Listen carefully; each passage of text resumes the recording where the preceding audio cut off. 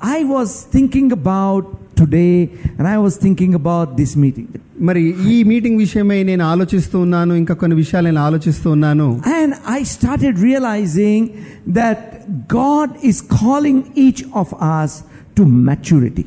మరి దేవుడు మనందరినీ కూడా పరిపక్వత కొరకై ఆయన మనల్ని పిలుస్తూ ఉన్నాడని నమ్ముతున్నాను. If you remain where you are, నువ్వు ఎక్కడున్నావో అక్కడే ఉండిపోయినట్లయితే it's a bad sign. అది మంచి సూచన కాదు. Remember one thing. ఒక విషయం జ్ఞాపకం ఉంచుకోనండి. That what is not growing is actually dying. ఏదైతే ఎదగడం లేదో అది చచ్చిపోయినటువంటిది. We in our Christian life must continue to grow. మన క్రైస్తవ జీవితంలో మనము ఎదగాలి. You know, from the time I was saved, I was hearing this word, maturity, growth in the spirit, all those things I used to hear. నేను క్రైస్తవునిగా ఉన్నటువంటి సమయంలో అనేక సార్లు విన్నటువంటిది ఏంటంటే మనము ఎదగాలి, పరిపక్వత నొందాలి, ఫలించాలి అని వింటూ ఉన్నాను. And I started wondering, what is this maturity? నేను అనుకుంటున్నాను ఈ పరిపక్వత ఎదగడము అంటే ఏంటి అని అనుకుంటూ ఉన్నాను. In those days, ఆ దినాల్లో in 1995, 96, that time only, 1995 ఆ సమయాల్లో I met some people who are supposed to be Christians for 20 years. మరి నేను కొందరు క్రైస్తవులను కలిశాను. వారు 20 సంవత్సరాల నుండి కూడా క్రైస్తవులుగా ఉన్నటువంటి వారు. But I saw them complaining and grumbling and murmuring all the time. నేను వారిలో ఏం గమనించానంటే ఎప్పుడు కూడా సనుక్కుంటూ ఉంటారు, గునుక్కుంటూ ఉంటారు, ఏదో విషయం సాకులు చెప్తూనే ఉన్నట్టు. And the surprising thing was they were talking to me about spiritual maturity. మరి నేను ఆశ్చర్యపోతూ ఉన్నాను, వారు నాతో మాట్లాడుతూ ఉన్నారు, ఇదిగో ఆత్మీయంగా ఎదిగేటువంటి విషయం అని ఇలా చెప్తున్నారు నాకు. They were telling me, good that you are born again and good that you have come to the Lord from a non-Christian background. Now you must grow and mature in the Lord. వారు అంటూ ఉన్నారు, ఇదిగో నువ్వు క్రైస్తవేతరుడు అయి ఉన్నప్పుడు ఇదిగో నువ్వు అలా ఉంటివి, ఇప్పుడు నువ్వు క్రైస్తవుడు అయ్యావు, నువ్వు చాలా మంచి పని చేసావు, యేసుని అంగీకరించి ఇప్పుడు నువ్వు ఎదగాలి అంటూ ఉన్నారు. And the surprising dialogue was, మరి ఆశ్చర్యమైన మాట ఏంటంటే, it really took me 20 years to reach where I am today. మరి ఈ రోజు ఈ స్థాయిలో నేను ఉండడానికి నిజంగా అది 20 సంవత్సరాలు తీసుకుంది. But the question was, their situation didn't look like 20 years. It just looks like few months old baby. ఈ 20 సంవత్సరాలు నేను ఒకసారి వెనక్కి మళ్ళీ చూసినట్లయితే ఆశ్చర్యమైన విషయం ఏంటంటే ఇంకా కొన్ని మాసాల పిల్లవాడినే నేను అనిపిస్తూ ఉంటుంది నాకు. When I thought about that, I said your growth was really very slow. మరి దాని విషయం ఆలోచించినప్పుడు మన ఎదుగుదల అనేటువంటిది చాలా తక్కువగా నిదానంగా సాగుతుంది. You expect a 20-year-old boy or a girl to be of certain stature. మరి మనము 20 సంవత్సరాల ప్రాయం కలిగినటువంటి యవనస్తులను ఒక ప్రాయంలో వారు ఇలా ఉండాలి అని మనం కోరుకుంటూ ఉంటాం. But if that person is just like a baby, maybe very cute and maybe very lovable and likable, you still know that there is something wrong with this child. అంత 20 సంవత్సరాల ప్రాయం కలిగినప్పటికీ ఆ పిల్లవాడు చూడడానికి చక్కగా అందంగా అన్ని రకాలుగా బాగా కనిపించినప్పటికీ ఇంకా అతడు ఎదగనట్లయితే we know something is wrong. అక్కడ ఏదో ఒకటి తప్పు ఉంది అని మనం గుర్తించాలి. You see, in our faith, in our understanding, in our knowledge, in our faith, in our behavior, we must grow more and more in the likeness of our Lord Jesus Christ. ప్రియులారా, మనము కూడా మన యొక్క దైనందిక జీవితంలో, మన ఆత్మీయ జీవితంలో, భౌతిక జీవితంలో, మానసికంగా అన్ని రంగాల్లో యేసు వలె మనము ఎదగాలి. What that means is, దాని అర్థం ఏంటంటే, that as the days pass by, దినాలు గడుస్తున్న కొలదిగా your words, your works, your responses may be more like Jesus than ever before. మరి నీ యొక్క పనులు, నీకున్నటువంటి భారము, నీకున్నటువంటి బాధ్యతలు అన్ని కూడా అవి యేసులాగానే అవి అధికమవుతూ ఉంటాయి, యేసు వలే అవుతూ ఉంటాయి. The moment you're born again, you hardly know anything about Jesus. మరి నీవు ఏ క్షణమైతే రక్షింపబడ్డావో ఆ సమయం యేసు విషయమే నీకు అంతగా ఏం తెలియదు. But as you continue in the Lord, నువ్వు ఎప్పుడైతే ప్రభులో అలా ముందు కొనసాగుతూ ఉంటావో something keeps happening in you. నీలో ఏదో ఒకటి జరుగుతూ ఉంటుంది. And then something keeps manifesting through you. నీ ద్వారా ఏదో ఒక మార్పు అనేటువంటిది బయటికి కనబడుతూ ఉంటుంది. Let me tell you one thing, my brothers and sisters. ఒక విషయాన్ని చెప్పనివ్వండి సహోదరి సహోదరులారా. People will see your maturity. ప్రజలు మీ యొక్క ఎదుగుదలను చూస్తారు, మీ యొక్క పరిపక్వతను చూస్తారు. When you look at some people, మీరు కొందరి వైపు చూసినప్పుడు you can't guess their age, right? వారి యొక్క వయసును మీరు అంచనా వేయలేరు. Like for example, I look 18 years. నా వలే అంటున్నారు. But you know, when a person starts speaking, ఆ వ్యక్తి మాట్లాడటము ప్రారంభిస్తే you start understanding where that man is. ఈ వ్యక్తి ఏ స్థాయిలో ఉన్నాడనేది ఎంత వయసో మీరు గుర్తించగలుగుతారు. I want you to think about an incident in your life 10 years back. మీరు ఒక్కసారి 10 సంవత్సరాల క్రితం జరిగినటువంటి ఒక సంఘటన సందర్భాలను మీరు జ్ఞాపకం చేసుకోనండి. If the same thing had to happen today, అదే విషయాలు కానీ తిరిగి ఇప్పుడు జరుగుతున్నట్లయితే will your response be the same as 10 years back or it will be different today? 10 సంవత్సరాల క్రితం వచ్చినటువంటి ఆ యొక్క సందర్భానికి మీరు ఎలా ప్రతిస్పందించారో అలాంటి సందర్భమే ఇప్పుడు వచ్చినట్లయితే అదే రీతిగా ప్రతిస్పందిస్తున్నారా అనేది ఒకసారి పరీక్షించుకోవాలి. Will you? అదే రీతిగా మీరు ప్రతిస్పందిస్తారా? It's going to be different. అది వేరుగా ఉంటుంది. Why? ఎందుకు? Because you have passed that stage and come to a next stage. నీవు ఆ యొక్క స్థాయి నుండి ఇంకొక స్థాయికి నువ్వు చేరుకున్నావు కనుక ఆ విధంగా నువ్వు ఆలోచించవు. But many times in Christian life, అనేక పర్యాయములు క్రైస్తవ జీవితంలో the same point on which or for which people were complaining 10 years back, if you're complaining for the same thing after 10 years, then there is a question mark about your growth. ఏ విషయం కొరకైతే 10 సంవత్సరాల క్రితము నువ్వు సనుగుతూ ఉన్నావో లేకుంటే దానిపైన నువ్వు ఏ ప్రతిస్పందిస్తున్నావో అదే రీతిగా కానీ ఈ సమయంలో కూడా ఆ విషయం కొరకే అలానే ఉన్నట్లయితే ఒక్కసారి నిన్ను నువ్వు ప్రశ్న వేసుకోవాలి. Now let me tell you one thing. ఒక విషయాన్ని చెప్పనివ్వండి. You born again because the seed of the word of God was sown in your heart. మీ యొక్క హృదయాల్లో మనసులో దేవుని యొక్క వాక్యం అనే విత్తనము నాటబడి ఉంది. And then this is the rule. మరి దానికి ఉన్నటువంటి నియమం ఏంటంటే you grow both ways. నువ్వు రెండు రకాలుగా ఎదుగుతూ ఉంటావు. Your root goes inside, నీ యొక్క వేర్లు కిందికి తన్నుతూ ఉంటాయి. and then the tree starts growing upwards. మరి చెట్టు ఏమో పైకి ఎదుగుతూ ఉంటుంది. My brothers and sisters, నా సహోదరి సహోదరులారా, we want to see this growth, bilateral growth if I have to say, or down and up both ways growth in each of our life. మరి ఇక్కడ ఇక భౌతిక సంబంధమైనటువంటి ఎదుగుదల విషయంలో చూసినట్లయితే అది కింద ఎదుగుతుంది, పైన కూడా ఎదుగుతా ఉంది. మనం కూడా అదే రీతిగా ఎదగాలి. I have seen people who have grown in the Lord and in the understanding of the word of God. It looked as if they are growing so fast, baptized in the water, baptized in the Holy Spirit, moving in the gifts of the Holy Spirit.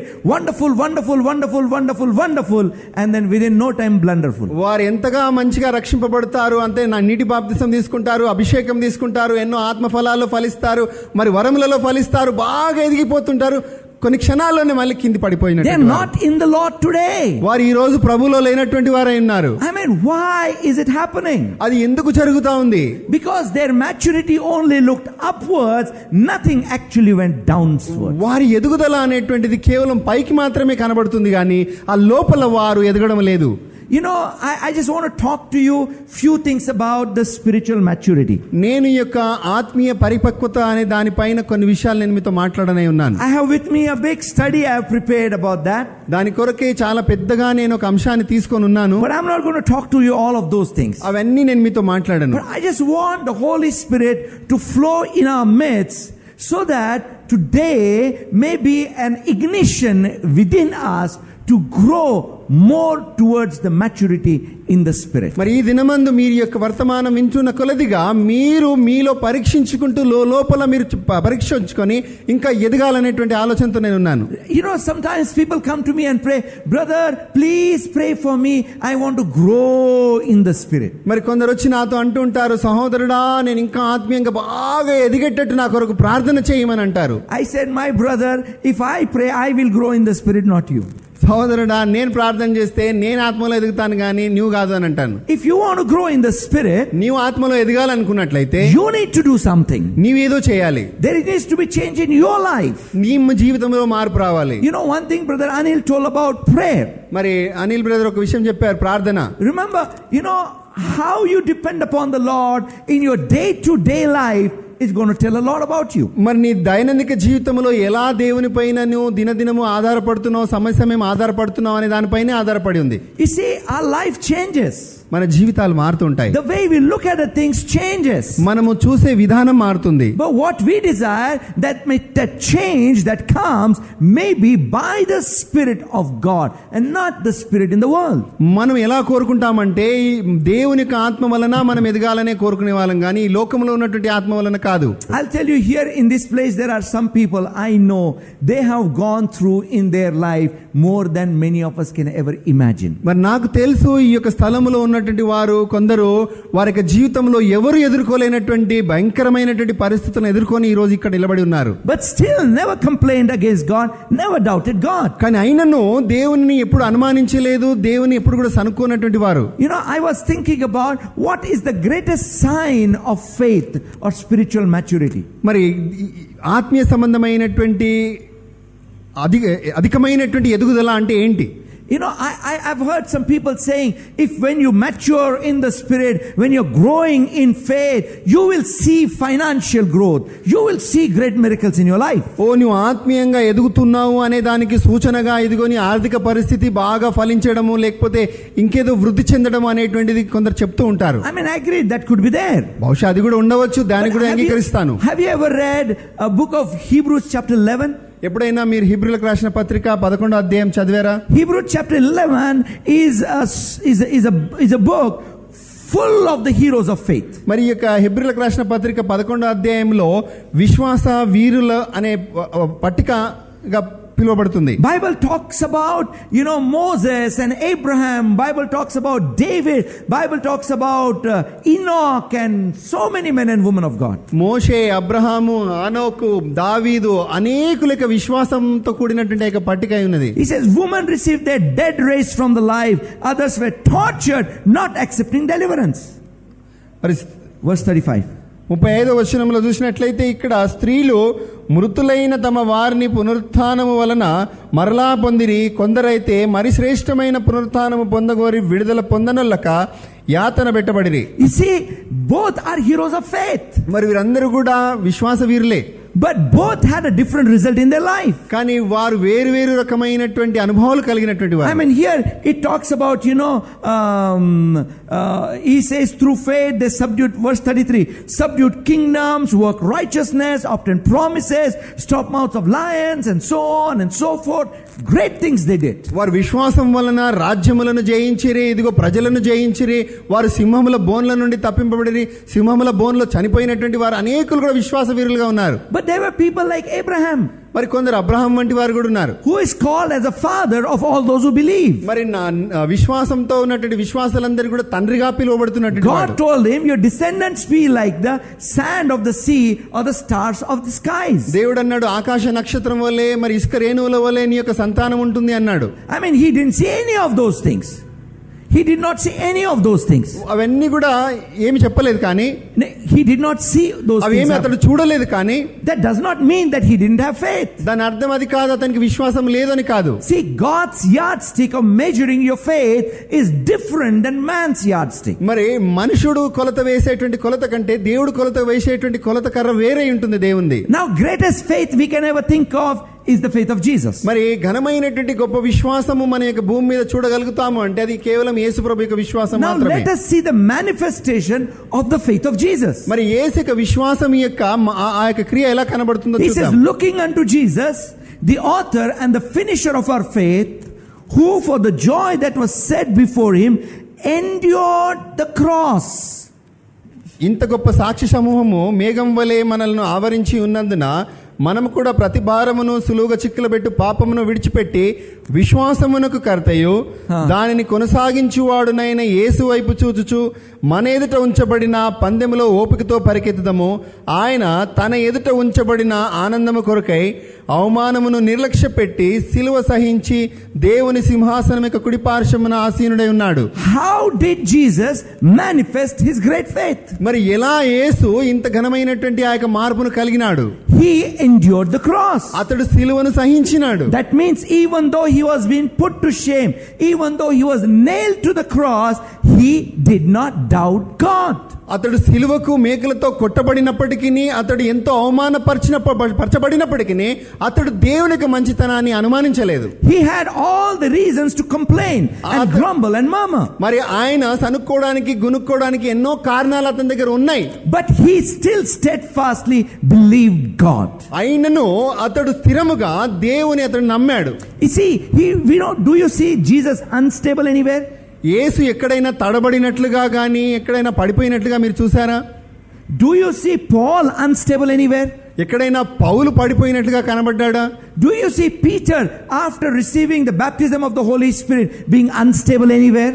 పేతురు పరిశుద్ధాత్మ అభిషేకం పొందుకున్న తర్వాత ఎక్కడైనా పడిపోయినట్టుగా లేకుంటే అస్థిరంగా కనబడ్డాడా? You see, they steadfastly even though there was adversities, they never doubted God but continued to grow in the Lord. వారి జీవితంలో ఎన్నో వ్యతిరేకమైనటువంటి ప్రతికూలమైనటువంటి పరిస్థితులు వచ్చినప్పటికీ వారు దేవునిలో ఎదుగుతూ స్థిరంగా నిలబడి ముందుకు సాగినటువంటి వారు. You know, one of the heights of spiritual maturity I look at in the life of Paul. మరి విశ్వాసం యొక్క ఉన్నతమైనటువంటి స్థాయిలో ఉన్నటువంటి వారిని నేను చూసినట్లయితే పౌలుని చూడగలను. Imagine his position. అతని యొక్క ఒక స్థాయిని చూడండి. He says that I have fought a good fight, I have finished my race, I have kept my faith. నేను మంచి పోరాటం పోరాడుతిని, నా పరుగు కడముట్టించింది, నా విశ్వాసమును కాపాడుకుంటుని అంటాడు. And then he says, ఆ తర్వాత అంటున్నాడు, it is good for me to go and be with my Lord. మరి దేవునితో ఉండడం అనేటువంటిది అది మంచిది.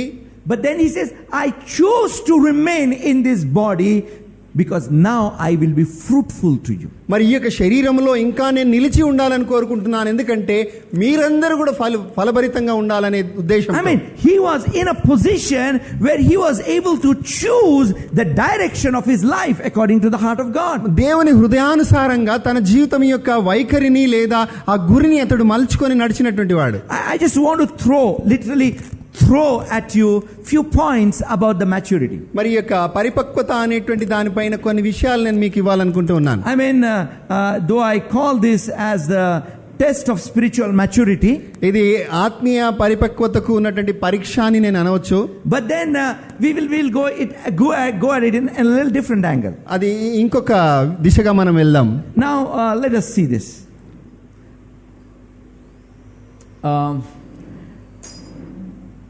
1 Corinthians 2nd chapter 6th verse. 1 కొరింథీ 1వ అధ్యాయం 6వ వచనం. I think before we see 6th verse, let us see before that what happens. Very interesting. 6వ వచనానికి వెళ్ళక ముందు ఏం జరిగిందో చూద్దాం. Okay, verse 4 onwards. 4వ వచనం.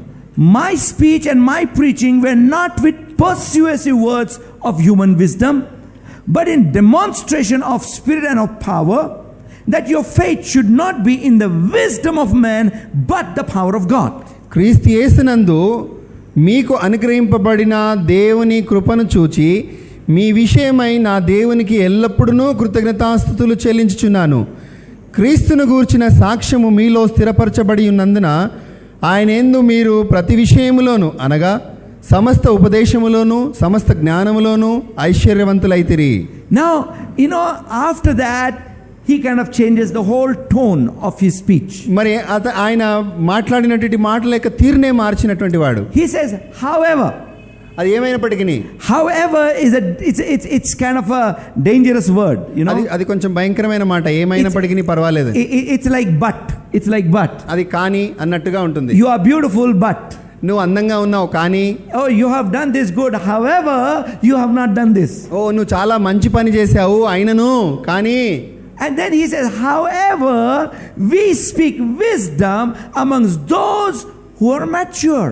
అయినను మరి ఆ యొక్క జ్ఞానములో ఐశ్వర్యవంతులైనటువంటి వారి విషయమే మాట్లాడుతున్నాడు. You see, what he is telling is, ఏమంటున్నాడంటే, when it comes to babes in Christ, we talk about the power, But when it comes to matured in Christ, we're talking about the wisdom. మరి యేసులో ఉన్నటువంటి ఆ యొక్క పునాదికి వచ్చినట్లయితే మనం ఏమంటున్నాం, ఒక శక్తిని విడుదల కొరకే అనుకుంటున్నాం. కానీ ఆయనలో మనం ఉన్నాము అని అంటే అది పరిపక్వత విషయమై మాట్లాడుతుంది. We see people who are all the time talking about power, demonstration and miracles and healing. All those things are great. I'm not telling no. They are needed. అనేకులు అంటూ ఉంటారు, ఇదిగో దేవుని యొక్క శక్తి ఆ యొక్క అద్భుతమైనటువంటి ఆశ్చర్య కార్యములు క్రియలు అద్భుతములు అని చెప్తుంటారు. వీటిలో అనుమానం ఏమీ లేదు, జరగాలి. కానీ but then people get stuck over there. కానీ ప్రజలు అక్కడే ఆగిపోతూ ఉంటారు. What Paul says is, పౌలు ఏమంటున్నాడంటే, to babes we talk about power. మరి ఈ యొక్క శక్తి అనేటువంటి తక్కువగా to babies, to చిన్న పిల్లలకే ఈ యొక్క శక్తి లేకుంటే ఆ యొక్క బలం అనేటువంటిది మాట్లాడుతున్నాడు. But as a person is maturing, it's not the power but it is the wisdom we talk about. మరి ఎదిగినటువంటి వ్యక్తికి జ్ఞానమే కానీ ఆ యొక్క శక్తి అని మాట్లాడడం లేదు. My brothers and sisters, నా సహోదరి సహోదరులారా, if you want to grow, మీరు ఎదగాలనుకుంటున్నట్లయితే you got to move out of the power circle and get into the place where we hear about the wisdom of God. మరి ఆ యొక్క శక్తి కావాలి, దేవుని యొక్క అద్భుతమైనటువంటి కార్యములు అనేటువంటి దాంట్లో ఎప్పుడైతే మీరు ఇరుక్కున్నారో, అందులో నుండి ఎప్పుడైతే మీరు బయటకు వచ్చి దేవుని జ్ఞానం కొరకై చూస్తారో అప్పుడు మీరు ఎదుగుతారు. My brothers and sisters, నా సహోదరి సహోదరులారా, we need maturity in our life. మన జీవితంలో మనకు పరిపక్వత అవసరమై ఉన్నది. You see, it works something like this. అది ఇలా ఉంటుంది. Who needs a miracle of healing? స్వస్థత యొక్క అద్భుతం ఎవరికి కావాలి? అనారోగ్యంగా ఉన్నాడు. If you're not sick, నువ్వు అనారోగ్యం లేనట్టయితే నీకు అవసరం లేదు. you don't need a miracle of healing when you're not sick. నీకు రోగం లేనట్లయితే నీకు స్వస్థత అవసరమే లేదు. Amen. Who needs a miracle in the finance? ఆర్థిక పరమైనటువంటి అద్భుతం ఎవరికి జరగాలి? Those who do not have money. ఎవరైతే డబ్బు లేదో వారికి కావాలి. But if you are rich, నీవు ధనవంతుడు అయినట్లయితే you don't need a miracle, man. It is flowing. నీకు అద్భుతం అవసరం లేదు. It is flowing. అది ప్రవహిస్తూనే ఉన్నది. The money is flowing.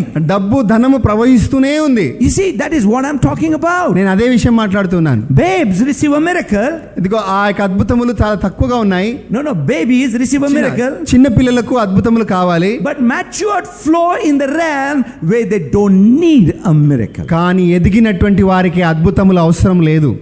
Are you getting my point? మీకు అర్థమవుతోందా? I'm talking about that. అదే మాట్లాడుతున్నాను నేను. To flow in that realm, to flow. You see, for example, ఉదాహరణకి when Jesus was on the cross, యేసు సిలువలో ఉన్నాడు. now looking at it from the world point of view or from a human point of view, did he need a miracle? మరి లోకపరంగా కానీ లేకుంటే ఆ మనిషి పరంగా కానీ ఆలోచించినట్లయితే ఆయనకు యేసుకు అద్భుతం అవసరమై ఉందా? That's why people were telling, oh, you say you are a great man, call God to come and save you. అందుకే వాళ్ళు అంటూ ఉన్నారు, ఇదిగో నువ్వు గొప్పవాడవు కదా, సిలువలో నుండి దిగిరా అంటున్నారు. But what was the matured understanding? కానీ ఎదిగినటువంటి వారి యొక్క మనసు ఎలాంటిది ఉంటుంది? He needed to stay on the cross for a certain time and die. కానీ కొంత మట్టుకు ఆయనకు సిలువలో అలా ఉండవలసినటువంటి పరిస్థితి ఉంది కనుకనే ఆయన అలానే ఉండిపోయాడు. That is called as wisdom. మరి అదే బుద్ధి జ్ఞానము అని అంటే.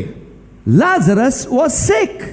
లాజరు అనారోగ్యంతో ఉన్నాడు. Any baby would say that he needed a miracle of healing. ఏ చిన్న పిల్లలైనా సరే చెప్తారు, ఇదిగో ఆయనకు అద్భుతం అవసరం ఉంది. But the matured wisdom of God says, let him die, I will raise him, that will be a glory unto the name of God. కానీ ఎదిగినటువంటి వ్యక్తి ఏమంటాడంటే, అతడు చనిపోనివ్వండి, ఇదిగో దేవుని మహిమ కొరకే అతడు తిరిగి బ్రతకాలి అంటాడు. Are you getting my point? మీకు అర్థమవుతుందా? You see, the wisdom of God takes you through a terrain which you have not yet imagined. మరి దేవుని యొక్క జ్ఞానము నేను ఎలాంటి పరిధిలోనికి తీసుకొని వెళ్తుందంటే, ఎప్పుడు నువ్వు ఊహించినటువంటి ఆ అద్భుతమైన పరిధిలోనికి తీసుకెళ్తుంది. It takes you to a goal which is beyond your human comprehension. ఇదిగో మనిషి ఆలోచనకు మించినటువంటి ఆ పరిధిలోనికి దేవుని జ్ఞానం నేను తీసుకొని వెళ్తుంది. We are talking about that maturity. అలాంటి పరిపక్వత విషయమై నేను మాట్లాడుతున్నాను. I mean, it's not about just, when matured means like a what do you say, very dignified looking. ఎదిగినటువంటి వాళ్ళంటే మంచిగా బట్టలేసుకొని just face, not like that, man. ఏదో అత మత ఆచారం కలిగినటువంటి వ్యక్తిగా కనబడడం కాదండి. Let's go to next. ఇంకో మాటకు వెళ్దాం. 1 Corinthians 14:20. మొదటి కొరింథీ 14:20. See, maturity is here. Do not be children in understanding, however in malice be babes, but in understanding be mature.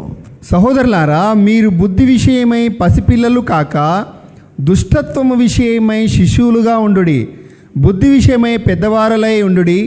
See, what Paul is telling is where the maturity is needed is in your understanding of God and His ways.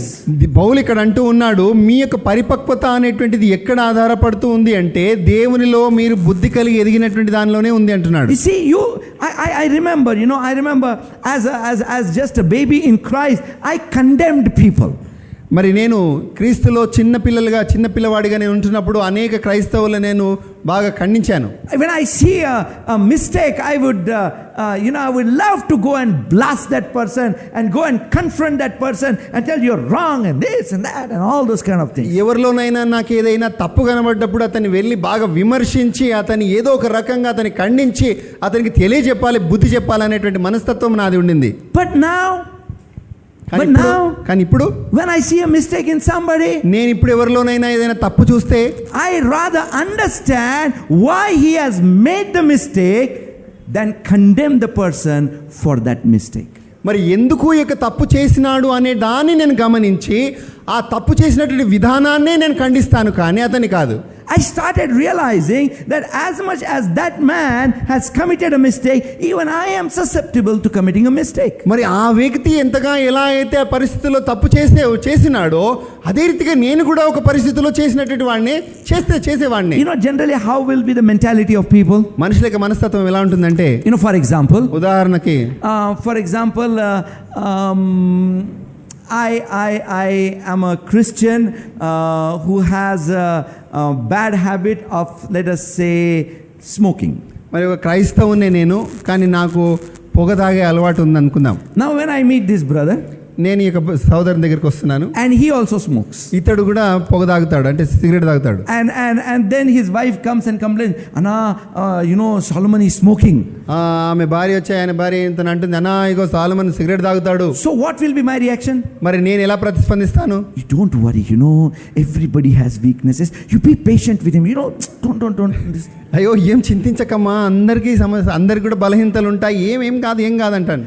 And now suppose, ఉదాహరణకి, he drinks, ఇతడు తాగుతాడు, I don't drink, నేను తాగను. and she comes and tells, ఆమె వచ్చి అంటుంది నాతో, what is this nonsense? ఏంది మూర్ఖత? How can he drink? Don't you have any shame? నీకు సిగ్గులేదా, నువ్వు తాగుతావు? You know what my point is?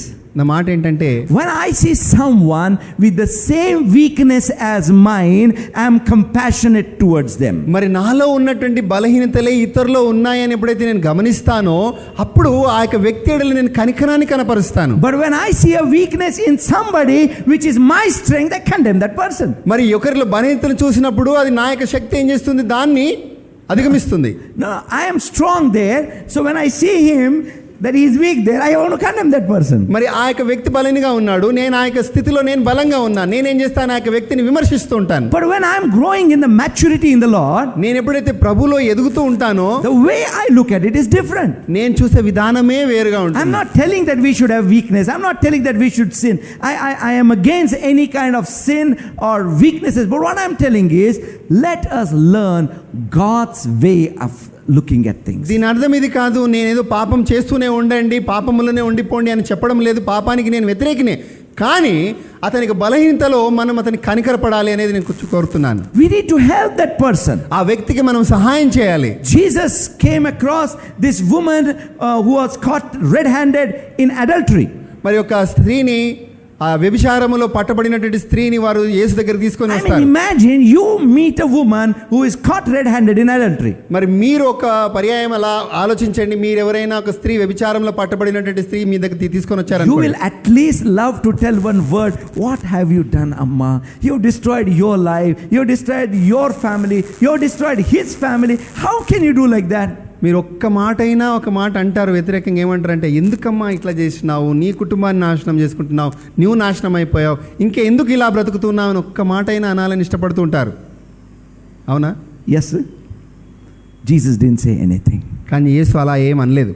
he saw that there is repentance in that lady. He said, I don't condemn you. Go and sin no more. Finish. Chapter close. ఆమెలో ఒకటే అతను గమనించాడు, పశ్చాత్తాపం అనేది చూసి ఒకటే అన్నాడు, అమ్మా చాలు ఇక వెళ్ళిపో అన్నాడు అంతే. Are you understanding what I'm trying to tell you? నేనేం చెప్పాలనుకుంటున్నాను మీకు అర్థమవుతుందా?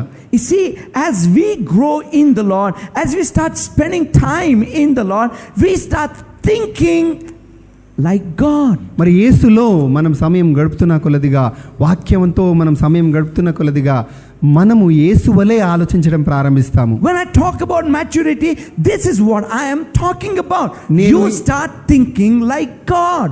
ఎదిగే అనేటువంటి విషయం లేదా పరిపక్వత్వం అనేది ఎప్పుడైతే మాట్లాడుతున్నానో అది ఏంటంటే ఇదే యేసు వలె ఆలోచించడం, దేవుని వలె మనం ఆలోచించేటువంటి తత్వం విషయమే నేను మాట్లాడుతున్నాను.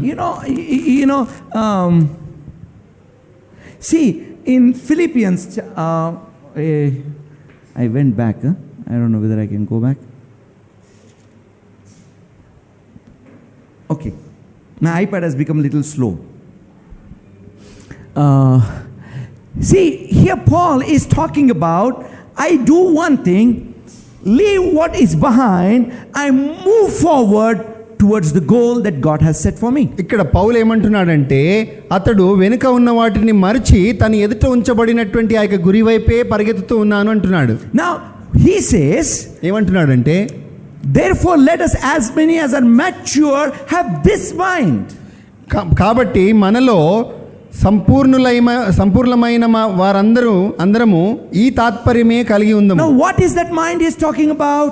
ఎలాంటి మనసు విషయమే మాట్లాడుతున్నాడు? Leaving behind those things which have happened and moving forward towards the goal that God has set for us. అయ్యో, వెనుక ఉన్నటువంటి వాటిని అన్నిటి కూడా మీరు మరిచి దేవుడు మీ కొరకై ముందుంచినటువంటి ఆ యొక్క గురి వైపే మీరు ముందుకు వెళ్ళండి అంటున్నాడు. See, maturity is about progress in మరి life. ఈ యొక్క సంపూర్ణత లేదంటే పరిపక్వత అనేటువంటిది ఏంటంటే అది దేవునిలో ఎదగడం. In every area of your life you will see progress. మరి మీ జీవితంలో ప్రతి వర్గములో కూడా ప్రతి కోణములో కూడా మీరు ఎదుగుదల చూస్తారు. You will see progress in your spiritual life, in your emotions, in your mind, in your family life, in your finances. Every area you will see progress when you're growing in the Lord. మీరు ఎప్పుడైతే ప్రభువులో ఎదుగుతారో మీ యొక్క ఆర్థిక పరమైనటువంటిది, కుటుంబ పరమైనటువంటిది, మీ యొక్క సమాజంలో అనేక చోట్లలో అన్ని రంగములలో కూడా మీరు ఎదుగుదల గమనిస్తారు. My brothers and sisters, నా సహోదరి సహోదరులారా, you know, maturity doesn't happen overnight. It doesn't come overnight. ఈ ఎదగడము అనేటువంటిది ఒక్క రాత్రిలో లేకుంటే ఒక దినంలో అయిపోయేటువంటిది కాదండి. Now for example, I keep forgetting your name, I'm sorry. Your son Prabhu. Now Prabhu, can you just stand up? Stand on the chair, no? How old are you? 11 years old, okay? అతడు 11 సంవత్సరాల ప్రాయం కలిగిన వాడు. Suppose he sleeps in the night. అతడు రాత్రి Sleeps in the night పడుకుంటున్నాడు and gets up 6 foot tall. మరి ఉదయకాలం లేచాడు, 6 అడుగులు ఎత్తు అయిపోయాడు. Everybody will get scared and run away. అందరూ అతన్ని చూసి భయపడి పారిపోతారు. Correct? అవునా? Now what do you expect in him? అతనిలో మీరు ఏం కోరుకుంటారు? That step by step, as his age grows, his height will grow. మెట్టుమెట్టుగా అతడు ఎదుగుతూ ఉండాలి. తనకి వయసు ఎదుగుతున్న కొలదిగా ఎత్తు కూడా ఎదగాలనే కోరుకుంటాం. Our spiritual maturity is just like that. మన ఆత్మీయ ఎదుగుదల కూడా అదే రీతిగా ఉంటుందండి. My brothers and sisters, నా సహోదరి సహోదరులారా, there is progress intended by God in our life. దేవుడు మన జీవితంలో ఉద్దేశించినటువంటి ఆ యొక్క పరిపక్వత అనేటువంటిది ఉంది. But because we are not maturing spiritually, we are kind of losing out on the other growth aspects that God has planned for us. మనం ఆత్మీయంగా ఎదగలేదు కనుక ఆ దాని వెనకాల ఉన్నటువంటి దాన్ని మనం గుర్తించలేకుండా అక్కడే నిలిచిపోతూ ఉంటున్నాం. Now how do you know what are the ways to grow in the spirit? మరి ఎదిగేటువంటి దానికి ఉన్నటువంటి మూలాలు ఏంటి అండి? Is there any formula? ఏదైనా ఒక ఫార్ములా ఉందా? Is there any energy food that can help us to grow in the Lord? Boost is the secret of his energy. ఎదగడానికి కలిగినటువంటి ఏవైనా కొన్ని సూచనలు కానీ ఏవైనా పద్ధతులు ఉన్నాయా? I mean, I don't have formulas for that. మరి అలాంటి నా దగ్గర ఏం లేవు, కానీ but there are few indications in the Bible. మరి బైబిల్లో కొన్ని సూచనలు ఇవ్వబడి ఉంటాయి. I'm not going to talk to you all of it. అన్ని విషయాలు నేను చెప్పను, but I'm going to talk to you some of it. మరి కొన్ని నేను చెప్తాను from just one passage. ఒక లేఖనములో ఉండే. And that passage is one of my favorite passage from Hebrews chapter 5 verses 12 to 14. ఆ అధ్యాయం నాకు ఇష్టమైనటువంటి అధ్యాయములలో ఒకటి ఈ యొక్క హిబ్రూ రాసిన పత్రిక 5వ అధ్యాయము. Now, he starts with, by this time you should be teachers, but you still remain babies. కాలములను బట్టి చూచితే మీరు బోధకులుగా ఉండవలసిన వారే ఉండగా దేవోక్తులలో మొదటి మూల పాఠములను ఒకడు మీకు మరలా బోధించవలసి వచ్చెను. Can you imagine the frustration of Paul? మరి పౌల్లో ఉన్నటువంటి ఆ యొక్క వ్యతిరేకత అనేటువంటి ఎలా కనబడుతుందో చూస్తున్నారా? తీవ్రత. I almost hear it like this. నేను ఇలా అనుకుంటాను దాన్ని. What nonsense you are talking, huh? By this time you should be teaching and you still want to learn, huh? Grow up, man, grow up. అరే ఏంటబ్బా ఈ మూర్ఖత, ఈ సమయానికి నువ్వు బోధించాలి కానీ ఇంకా నువ్వు నేర్చుకుంటూనే ఉన్నావా, నువ్వు ఎదుగు అంటాను నేను. I almost hear Paul telling like that. ఇలా పౌలు అంటున్నాడేమో నేను అనుకుంటున్నాను. And let's just read this, okay? For though by this time you ought to be teachers, you need someone to teach you again the first principles of the oracles of God, and you have come to need milk and not solid food. For everyone who partakes only in milk is unskilled in the word of righteousness, for he is a babe. But solid food belongs to those who are of full age, who by the reason of use have their senses exercised to discern both good and evil. కాలములను బట్టి చూస్తే మీరు బోధకులుగా ఉండవలసిన వారై ఉండగా దేవోక్తులలో మొదటి మూల పాఠములను ఒకడు మరలా మీకు బోధింపవలసి వచ్చెను. మీరు పాలు త్రాగవలసిన వారే గాని బలమైన ఆహారము తినగలిగిన వారు కారు. మరియు పాలు త్రాగు ప్రతివాడును శిశువే గనుక నీతి వాక్యము విషయములో అనుభవము లేని వాడై ఉన్నాడు.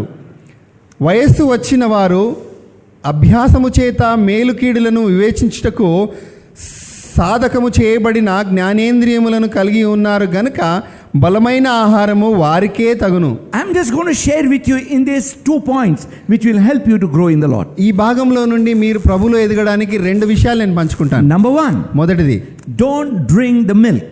పాలు తాగకండి. It's talking about the milk of the word of God, right? దేవుని వాక్యం అదేంటి. Now what's the difference between the milk and the meat?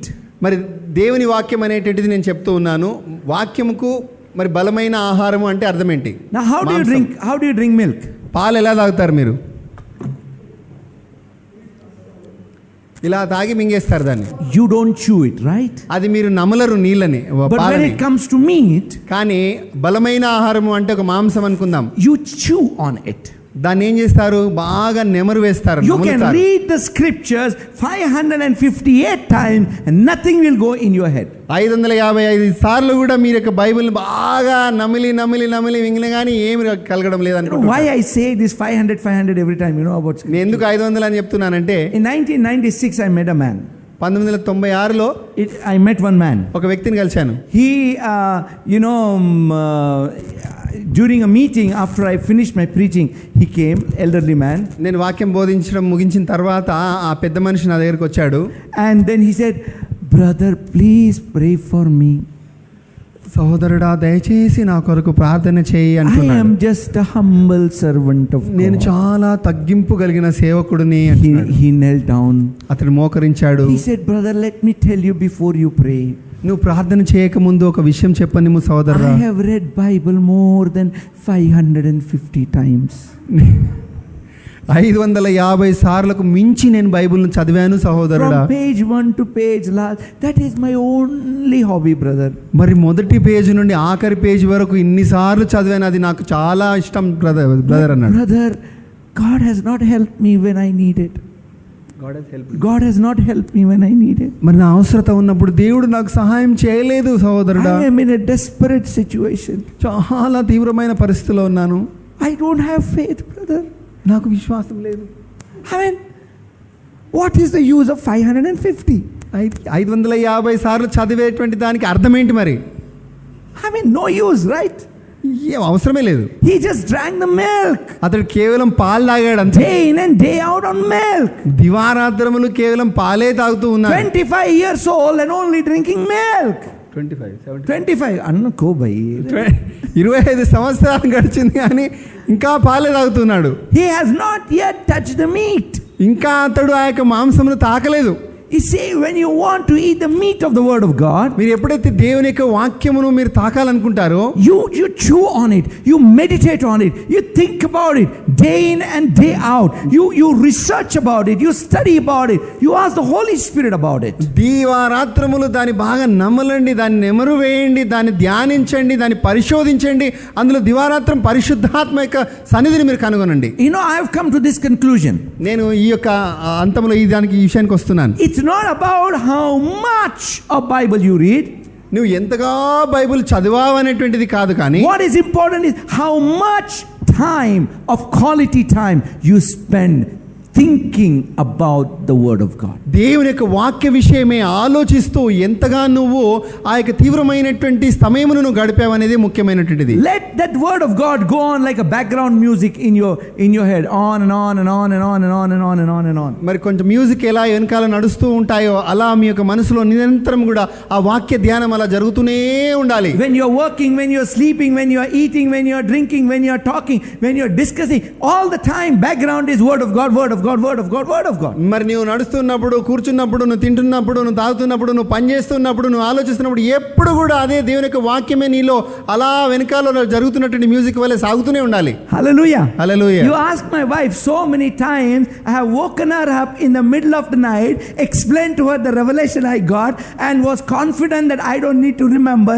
I slept off. మరి అనేక పర్యాయములను వారిని మీరు అడగండి. మధ్యరాత్రి ఆమెను లేపి నేను ఏ ప్రత్యక్షతను పొందుకుంటానో ఆమెకు చెప్పేస్తాను, ఇక జ్ఞాపకం ఉంచుకోవాల్సిన అవసరం నాకు లేదని పడుకుంటాను. But she also forgets. ఆమె కూడా మర్చిపోతుంది.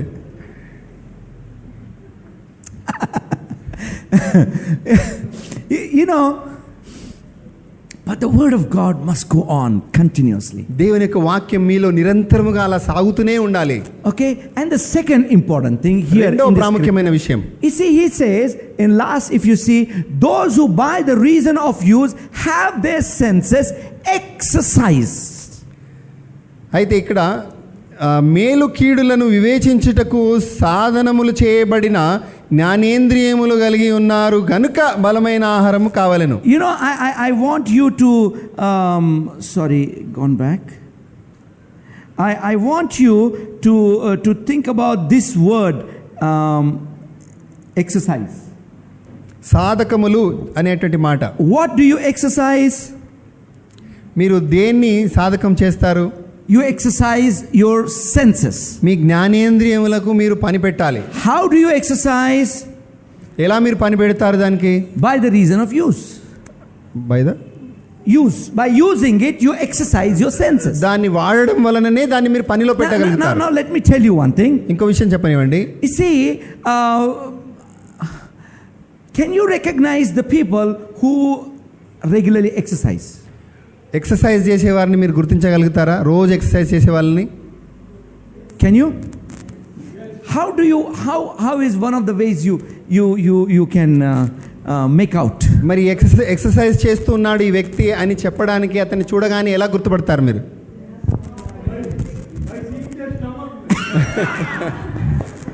Muscles. Now, for example, let us see. Now, you 10 of you set out for walking. ఒక 10 మంది కలిసి మీరు నడుచుకుంటూ వెళ్తున్నారు అనుకోండి. Now, can you make out the people who are used to walking and you are not used to walking? కొందరు నడవడానికి అలవాటు పడినటువంటి వారు, కొందరు అలవాటు లేనటువంటి వారని గుర్తించగలుగుతారా?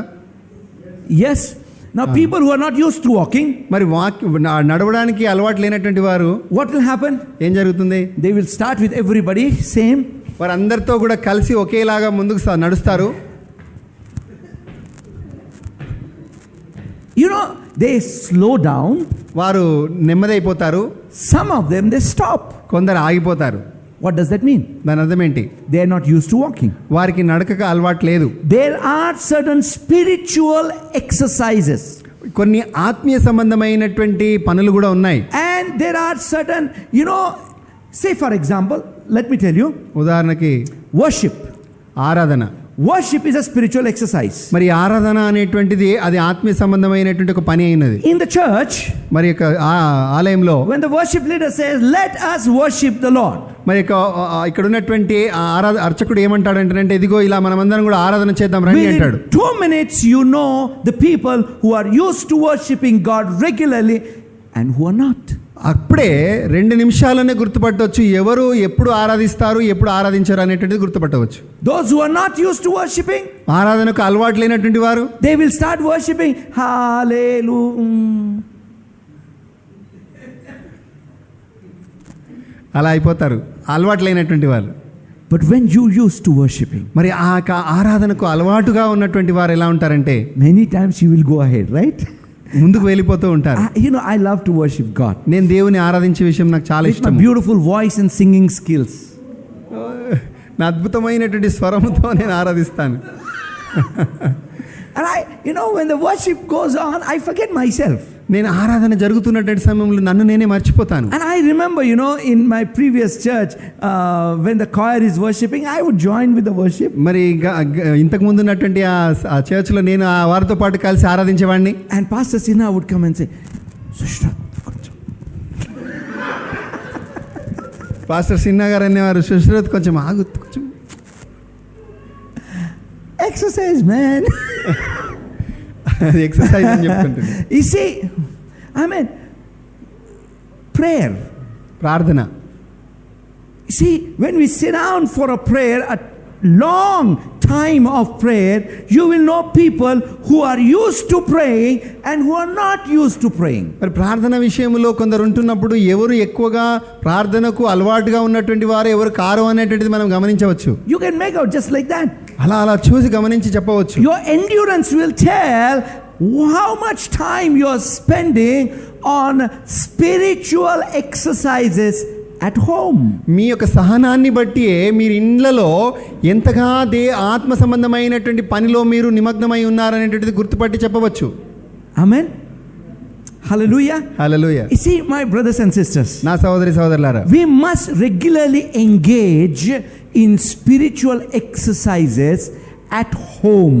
మరి ఆత్మీయ సంబంధమైనటువంటి పని అనేటువంటిది, ఎక్సర్సైజ్ అనేటువంటిది మనం మన ఇళ్లలో నిరంతరము కూడా చేయాలి, కలిగి ఉండాలి. You well exercised at home and you come to the church, you will look like a warrior and not like a patient. మరి ఇంట్లో ఎప్పుడైతే నువ్వు ఆ యొక్క పనిని అలాంటి ఆత్మీయ సంబంధమైనటువంటి ఎక్సర్సైజ్ చేసి ఆరాధన స్థలానికి వచ్చి నువ్వు చేస్తావో అక్కడనే నిన్ను గుర్తుపడతారు, ఇదిగో ఆత్మీయ యోధుడు అని పిలుస్తారు. Not a spiritual patient. ఆత్మీయ సంబంధమైన రోగిగా నిన్ను పిలువరు. కానీ sometimes when I see people during worship and during prayer or when they're listening to the word of God, I feel that they need a spiritual drip. మరి కొందరిని నేను చూసినప్పుడు ఆత్మీయ సంబంధమైన ఆరాధన లేకుంటే వాక్య సందర్భం జరుగుతున్నప్పుడు కొందరిని చూసినప్పుడు వారికి ఇంకా గ్లూకోజ్ ఎక్కేయాలనిపిస్తూ ఉంటుంది. స్పిరిచువల్ ఆత్మీయ సంబంధమైన glucose. But if you're exercised at home, you are well prepared. When the time of war comes, you are not looking, you are not searching for your weapons. Your weapons are ready to attack the enemy who is against you. మీరు నిజంగా ఆత్మీయ సంబంధమైనటువంటి ఆ యొక్క పోరాటమును కానీ నేర్చుకొని సిద్ధపడి ఉన్నట్లయితే ఆ పోరాటం వచ్చినప్పుడు మీరు ఏదో వెనక్కి ఉండిపోరు కానీ నిజంగా ముందుకు నిలబడి దాన్ని పోరాడేవారిగా ఉంటారు. You are always alert. మీరు ఎప్పుడు కూడా మీరు చురుకుగా ఉంటారు. You see, when you exercise, you are alert, right? మీరు ఎక్సర్సైజ్ చేసినట్లయితే మీరు చురుకుగా ఉంటారు. When you are not exercising regularly, your body gets lethargic. మీరు కానీ ఎక్సర్సైజ్ చేయనట్లయితే మీ యొక్క శరీరం ఏమవుతుంది? బలహీనపడుతుంది. That's what happens with our spirit. మన ఆత్మతో కూడా అలానే జరుగుతుందండి. My brothers and sisters, నా సహోదరి సహోదరులారా, we are at a very important part of our life. మనం మన జీవితంలో చాలా ప్రాముఖ్యమైనటువంటి దశలో ఉన్నాం. A greater warfare is coming. ఒక గొప్పదైనటువంటి ఆ యొక్క యుద్ధం మన ఎదుట ఉన్నది. But let us be prepared through a regular exercise, spiritual exercise, that when the battle comes, we are ready with our battle gear, we are ready with our training, we are ready to attack and finish the enemy. మనం నిరంతరము కూడా ఆ యొక్క exercise ని మనం చేస్తూనే ఉండాలి. దేనికంటే రానేటి పోరాటాన్ని సునాయాసంగా మనం పోరాడినట్లుగా సిద్ధపడి ఉండాలి. And are you hungry? మీకు అందరికి ఆకలి అవుతుందా? Yes. ఆకలి అవుతుందా లేదా?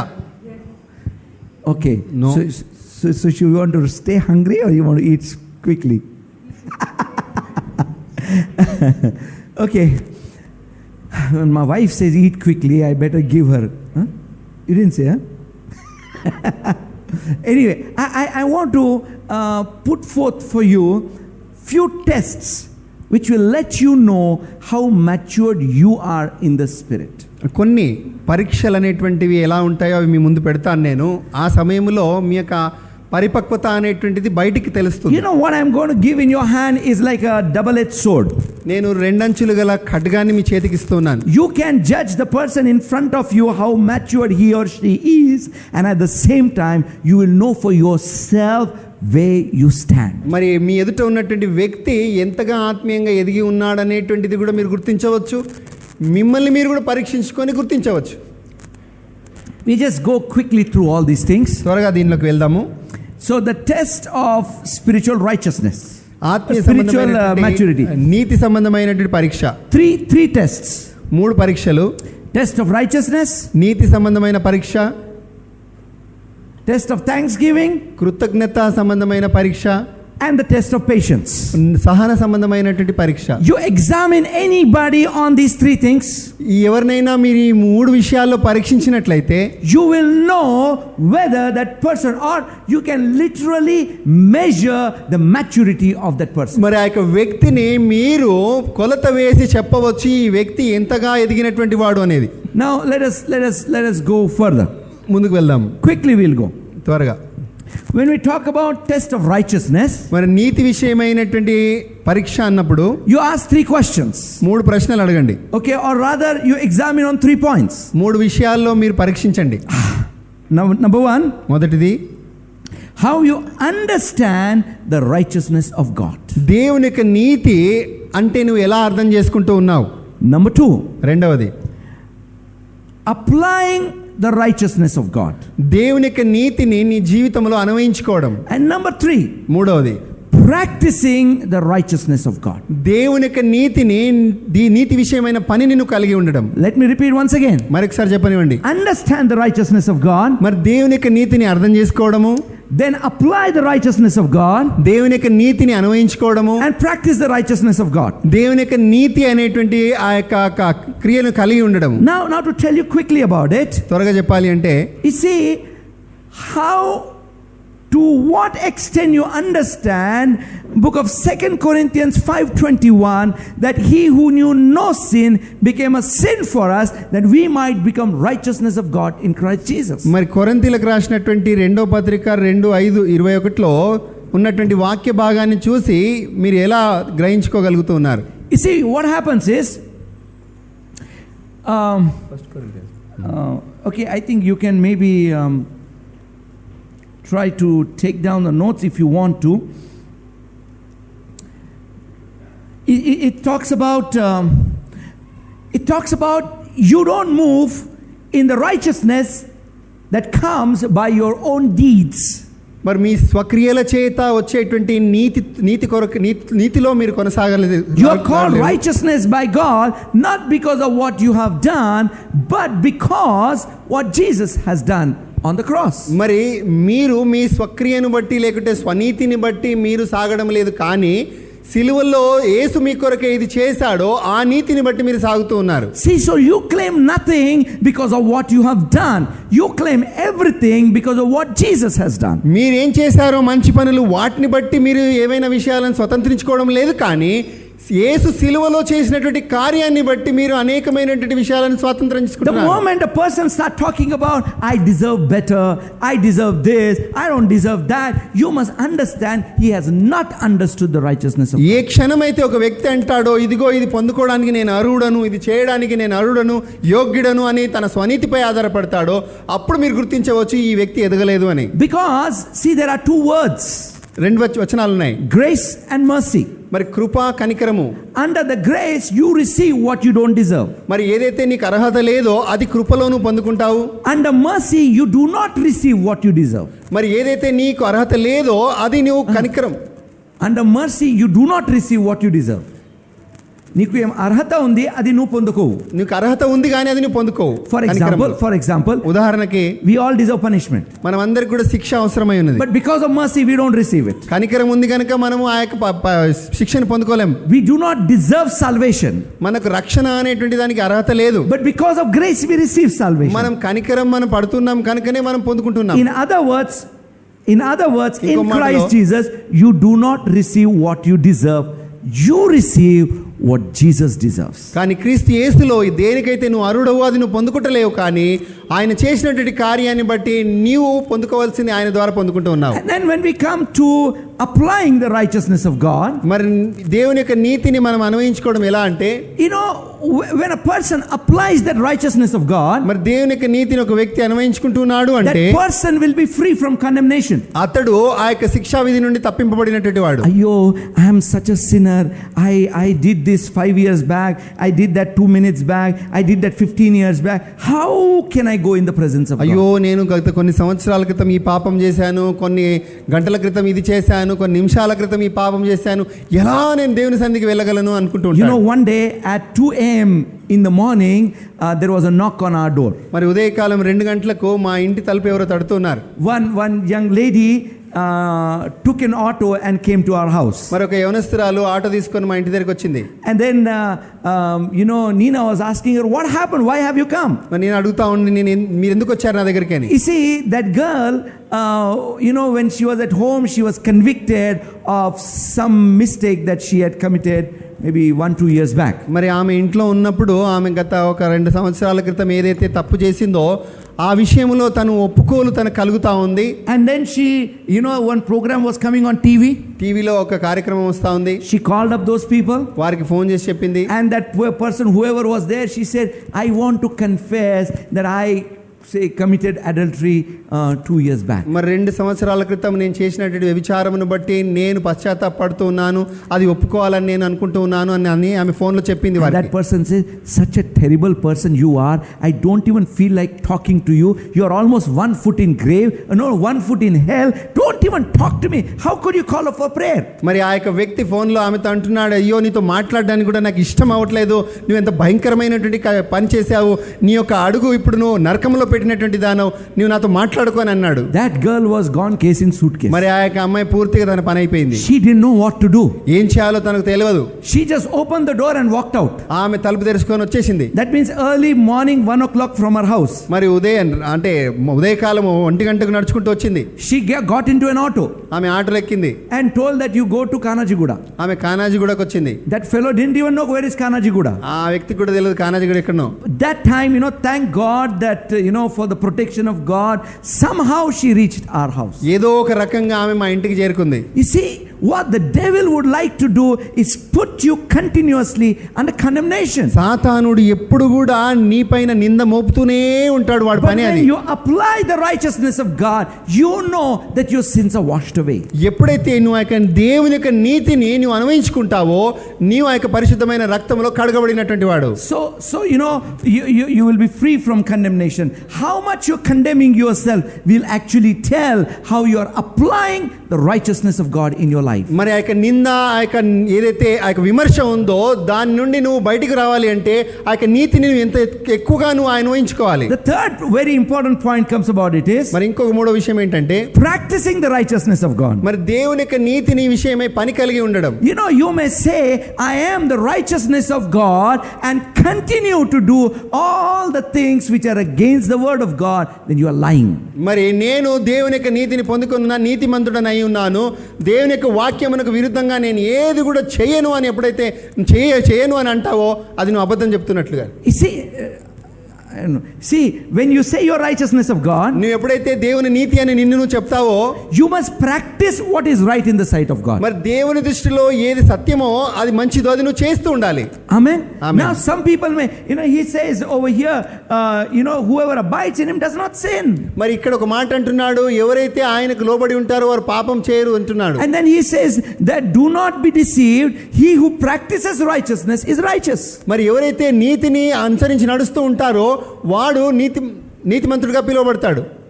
You know what he means to say is దాని అర్థం ఏంటంటే, that you walking in doing the right things is a sign that you are actually righteous. నువ్వు నిజంగా మంచి చెయ్యాలి అని కోరుకొని నువ్వు నడుస్తూ ఉన్నట్లయితే నువ్వు నిజంగా నీతిమంతుడవే. Now my brothers and sisters, నా సోదరులారా, there is no much time to go into the details of all these things. ఇవన్నీ ఇంకా తేటగా చెప్పడానికి సమయం లేదు, కానీ But think about it. ఒకసారి ఆలోచించండి, Apply it to your life మీ జీవితానికి దాన్ని అన్వయించుకోనండి. and see where you stand. Now the test of thanksgiving, కృతజ్ఞత విషయమైనటువంటి పరీక్ష. are you delivered from grumbling and murmuring? మీరు సనుక్కునే విషయంలో లేకుంటే గునుక్కునే విషయంలో నుండి విడుదల పొందుకున్నారా? Are you understanding the character of God and thanking God? దేవుని యొక్క జ్ఞానమును అర్థం చేసుకొని మీరు సాగుతున్నారా? కృతజ్ఞత It's not చెల్లిస్తున్నారా? like, thank you Jesus, thank you Jesus, thank you Jesus, thank you Jesus, thank you Jesus, thank you Jesus, thank you Jesus. అది ఇలా కాదు. But you understand that God desires good for you and you're thankful to Him. దేవుడు నీ కొరకై మేలైందే కోరుకుంటూ ఉన్నాడు అని నువ్వు గుర్తించి అప్పుడు నువ్వు చెల్లించేటువంటి కృతజ్ఞత. And this third point in this test is extremely important. మరి ఈ యొక్క మూడో విషయం ఈ యొక్క భాగములో చాలా చాలా ప్రాముఖ్యమైనటువంటిది. Looking at people through God's eyes and being thankful to God for the people around. మరి నీ చుట్టుపక్కల ఉన్నటువంటి వారిని దేవుడు కలిగి ఉన్నటువంటి దృష్టితో నువ్వు చూసి వారి విషయమే దేవునికి కృతజ్ఞతాస్తులు చెల్లించడం అది చాలా మంచిది. Because many times we are so good to ourselves, but when it comes to the people around us, we are failure. మన విషయం వచ్చే వరకు మనల్ని మనం సమర్థించుకుంటాము, కానీ ఇతరుల విషయం వచ్చే వరకు మనం ఓడిపోతాము. Test of patience. మరి ఈ యొక్క సహనం అనేటువంటి పరీక్ష. Patiently waiting to receive the promises of God. మరి దేవుని యొక్క వాగ్దానములు పొందుకోవడానికి మనం సహనం కలిగి ఉన్నాం. Patiently enduring the tough times. మరి కష్ట సమయములను మనము ఓపికతో దాన్ని ఎదుర్కొంటూ ఉన్నాం. And being patient towards the people. మరి ప్రజల ఎడల కూడా మనము సహనం కలిగి ఉండాలి. When you apply this test, you can literally measure the spiritual maturity of a person. మరి ఒక వ్యక్తి విషయంలో ఇవి గాని మీరు పరీక్షించి చూసినట్లయితే అతడు ఆత్మీయంగా ఎంతగా ఎదిగి ఉన్నాడో అనేటువంటిది మీరు గుర్తించవచ్చు. My brothers and sisters, నా సోదరులారా, I know you've been waiting patiently for lunch. మీరందరూ కూడా ఓపికతో భోజనం కొరకే వేచి ఉన్నారు. But my sincere desire for each of you is that you may continue to grow in spiritual maturity. And in that spiritual maturity, you will find success in literally every single area of your life. మీరు అందరూ కూడా ఆత్మీయంగా దినదినము కూడా ఎదగాలని కోరుతూ ఉన్నాను. ఆ ఎదుగుదలలోనే మీరు అనేక విషయాల్లో కూడా ఎదగడం మీరు చూస్తారు. Amen. Amen. Hallelujah. Hallelujah. Hallelujah. Hallelujah. See, we are in the presence of God. మనం దేవుని యొక్క సన్నిధిలో ఉంటూ And ఉన్నాం. what I see happening today is something triggered inside of us. మరి ఈ రోజు మనలో ఏదో ఒకటి వెలిగింపబడింది, అది మనం గమనిస్తూ ఉన్నాం. A hunger for God's word. దేవుని యొక్క వాక్యము కొరకైనటువంటి ఆకలి. And preparation for a regular spiritual exercises, not just when you come to the church, but even at home. కేవలము ఆరాధన సమయం ఇలా కూడుకున్నప్పుడు మట్టుకు కాదు, కానీ నిరంతరము కూడా ఆత్మ సంబంధమైనటువంటి ఆ యొక్క పరిపక్వత కొరకై మీరు పని కలిగి ఉండడమే That ముఖ్యమైనటువంటిది. you may continuously grow from glory to glory and victory to victory. మీరు నిరంతరము కూడా మహిమలో నుండి అధికమైన మహిమలోనికి, జయములో నుండి అధికమైన జయములోనికి మీరు ముందుకు వెళ్తూ ఉండాలి. Hallelujah. హల్లెలూయా. Let us pray. Yes.